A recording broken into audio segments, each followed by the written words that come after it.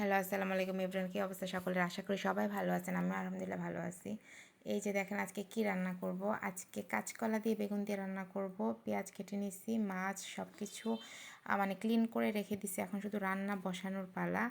তো আমার ভিডিও ম্যানকে দিছি ভিডিও করার জন্য, দেখা যাক কতটুকু ভিডিও করতে পারে। তো এই যে আমি তেল বসিয়ে দিলাম। এখন তেলের মধ্যে আস্তে আস্তে করে মাছগুলা আমি ছেড়ে দিব। আস্তে আস্তে করে ছাড়তে হবে, যেন দেখতে হবে যেন ভালো করে মানে এগুলা মাছগুলা তেলের মধ্যে বসে পড়ে, মানে ছিটা ফুটা যেন না পড়ে শরীরের মধ্যে।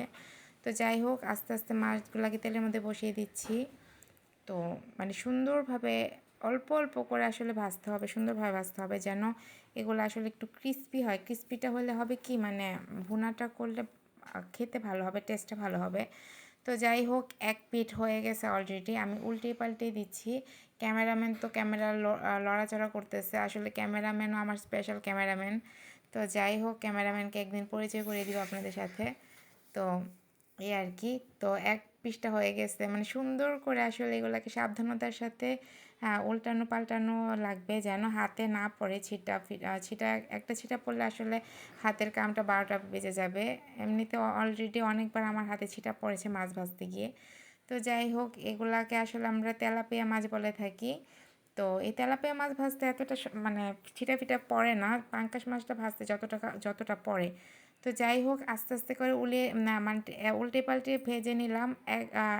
অর্ধেকটা হয়ে গেছে অলরেডি। এখন বাকি অর্ধেকটা আমি তেলের মধ্যে দিয়ে দিচ্ছি আস্তে আস্তে করে। বাকি পুরো মানে বাকি মাছগুলো এখন ভেজে নিব। তো যাই হোক, এখন হচ্ছে বাকি রয়েছে হচ্ছে যে মাছ দিয়ে কাঁচকলা দিয়ে রান্না করব, মাছ ভুনা করব এখন, আর টক রান্না করবো আব্বুর জন্য।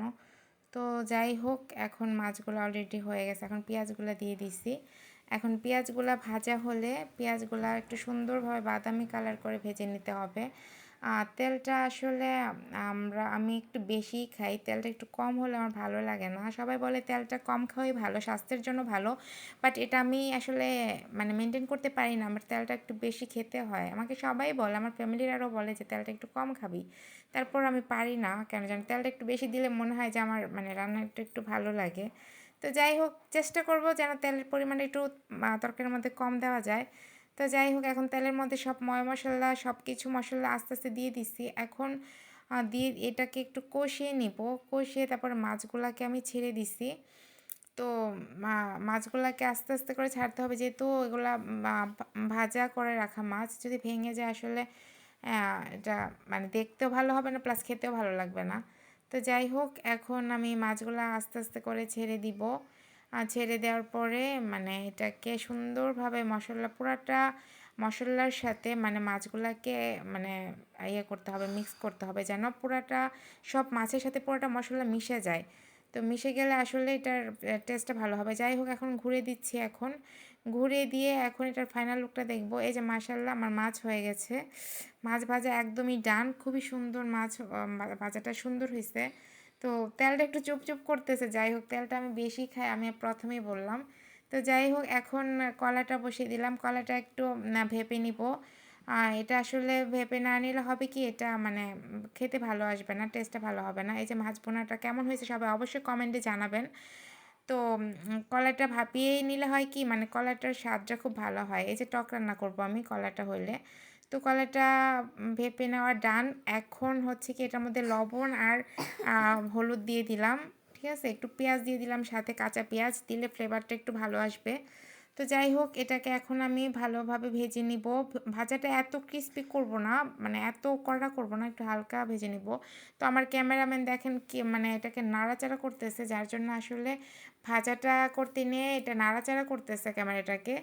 তো যাই হোক, আমি ফুটন্ত পানি দিয়ে দিব এখন, ভাজা হয়ে গেছে। এখন এটার মধ্যে মাছগুলো দিয়ে দিছি, দিয়ে আমি পানিটা দিয়ে দিব এখন। পানিটা দিয়ে আস্তে আস্তে করে সব মশলা দিব এক এক করে। তো মশলা দিয়ে তারপর এটাকে আমি ভালোভাবে কুক করব। তো যাই হোক, আমার ক্যামেরাম্যান ক্যামেরাটা ধরতে পারতেছে না, বোঝা যাচ্ছে। তো যাই হোক, ছোট মানুষ তো বুঝে না, বুঝে যাবে আস্তে আস্তে, বুঝিয়ে দিব, সমস্যা নেই।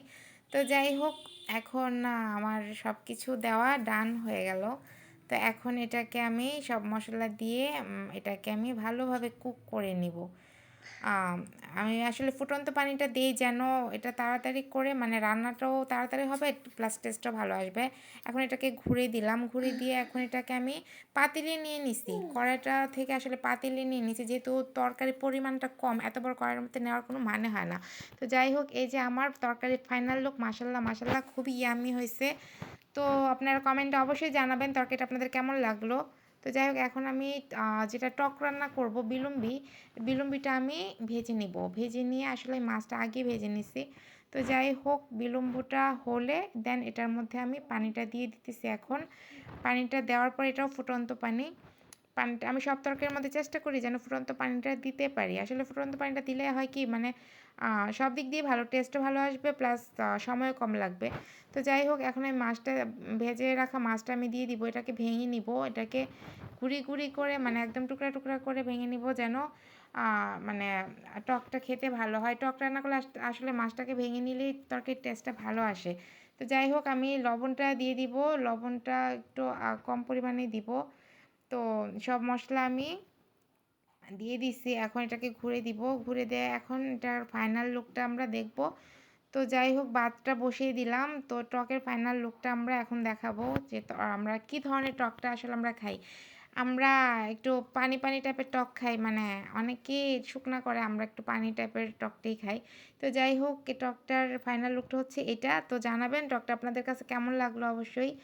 তো যাই হোক ভিডিওটা লং করতেছি না। দেখা হয়ে যাবে পরবর্তী ভিডিওতে। তো সবাই ভালো থাকবেন, সুস্থ থাকবেন আর আমাদের জন্য দোয়া করবেন আর বিশেষ করে আমাকে বেশি, বেশি সাপোর্ট করবেন যেন আমি ভালো, ভালো ভিডিও আপনাদেরকে উপহার দিতে পারি। তো সবাই ভালো থাকবেন, সুস্থ থাকবেন। আল্লাহ হাফেজ।